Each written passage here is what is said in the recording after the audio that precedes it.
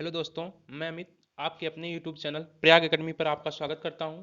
आज हम रीजनिंग के कुछ क्वेश्चन को सॉल्व करेंगे, जिसमें से हमने चैप्टर सिटिंग अरेंजमेंट को लिया है। आइए देखते हैं पहला क्वेश्चन आपके सामने दिया गया है। एक कक्षा में रेनू की रैंक नीचे से 15वीं है।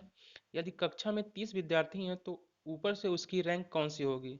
इस क्वेश्चन को सॉल्व करने के लिए हम टोटल पता है, टोटल में से अगर हम ऊपर से उसकी रैंक और नीचे से उसकी रैंक को जोड़ करके उसमें से एक घटा लेंगे तो हम उसकी ऊपर से रैंक को पता कर पाएंगे। लेकिन हमें ऊपर की रैंक दिया नहीं है, इसलिए हम सॉल्व करेंगे इसको सॉल्व करने के लिए एक फार्मूला होता है। फार्मूला आपके सामने लिखा गया है, total equal to L plus R minus one. अगर हम अब हम देखेंगे कि हमें टोटल दिया गया है, टोटल कितना दिया गया है, 30। 30 इक्वल टू उसकी रैंक नीचे से दी गई है 15वीं, जबकि हमें ऊपर से उसकी रैंक पता नहीं है। इसके लिए हम आर लिख लेंगे, उसके बाद हम -1 कर लेंगे। इसमें से हम 15 में से हम 1 को घटा लेंगे तो आएगा 14। अब इसको हम पक्षांतर कर देंगे, 30 में से घट जाएगा 14 तो आएगा 16। इस तरीके से हमारा जो आंसर आएगा, उसकी रैंक जो आएगी ऊपर से उसकी रैंक 16वीं आएगी, इसलिए ऑप्शन नंबर सी सही माना जाएगा। चलिए अगले क्वेश्चन पे चलते हैं।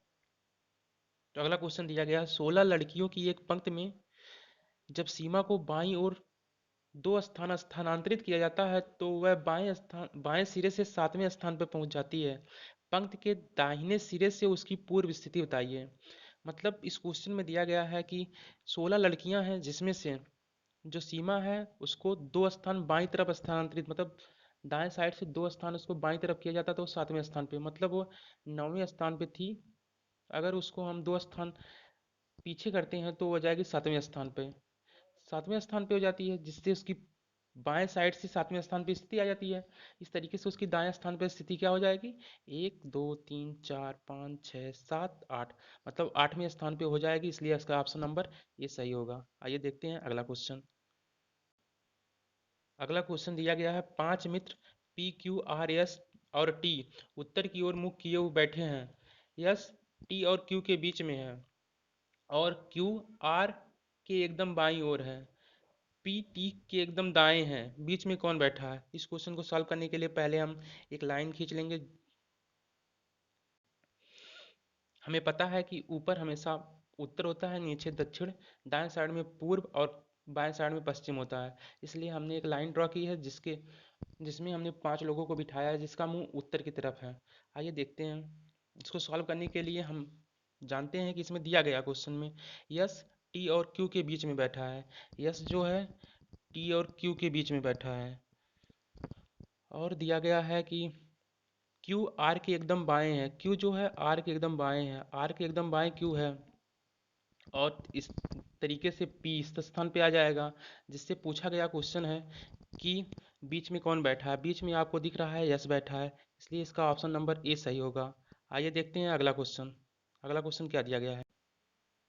अगले क्वेश्चन में दिया गया है, P Q R S T और टी में प्रत्येक की ऊंचाई अलग अलग है। क्यू केवल टी से छोटा है और यस पी तथा क्यू से छोटा है। इन सभी में सबसे छोटा कौन है। आइए इसको सॉल्व करते हैं। इसको सॉल्व करने के लिए हमें पता है क्यू केवल टी से छोटा है। क्यू टी से छोटा मतलब टी जो है वो बड़ा है क्यू से, और यस पी तथा क्यू से छोटा है। क्यू से छोटा है जो कौन, क्यू बड़ा हो जाएगा यस से, लेकिन हमें पी की स्थिति पता नहीं है। पी पता ही नहीं पी की स्थिति क्या है, इसलिए इसमें जो ऑप्शन होगा ऑप्शन नंबर डी आंकड़े अपर्याप्त हैं। आइए देखते हैं अगला क्वेश्चन। आइए देखते हैं अगला क्वेश्चन क्या दिया गया है। क्वेश्चन दिया गया है, बच्चों को सीखने की प्रक्रिया में माता पिता को भूमिका निभानी चाहिए। नकारात्मक रूप से, अग्रोन्मुखी, सहानुभूतिपूर्ण, तटस्थ। इसमें जो आंसर होगा वो ऑप्शन नंबर बी होगा, क्योंकि बच्चों को सीखने की प्रक्रिया में माता पिता को अग्रोन्मुखी भूमिका निभानी चाहिए। माता पिता को बच्चों के विकास में आने वाली कठिनाइयों को दूर करने का प्रयास करना चाहिए, साथ ही नई नई चीज़ों को सीखने के लिए प्रेरित करना चाहिए, इसलिए इसका ऑप्शन नंबर बी सही होगा। आइए देखते हैं अगला क्वेश्चन। अगले क्वेश्चन में दिया गया है, समावेशी शिक्षा में शिक्षक की सबसे कम महत्वपूर्ण विशेषता कौन सी है। बच्चों के प्रति संवेदनशीलता, विद्यार्थियों के लिए लगाव और धैर्य, विद्यार्थियों की अक्षमताओं का ज्ञान, शिक्षक का सामाजिक आर्थिक स्तर। इसमें जो होगा, दिए गए विकल्पों में समावेशी शिक्षा में शिक्षक की सबसे कम भूमिका सामाजिक आर्थिक स्तर पर सामाजिक आर्थिक स्तर पर होती है। समावेशी शिक्षा में शिक्षक की सर्वाधिक विशेषता है, इसलिए इसका ऑप्शन नंबर डी सही होगा।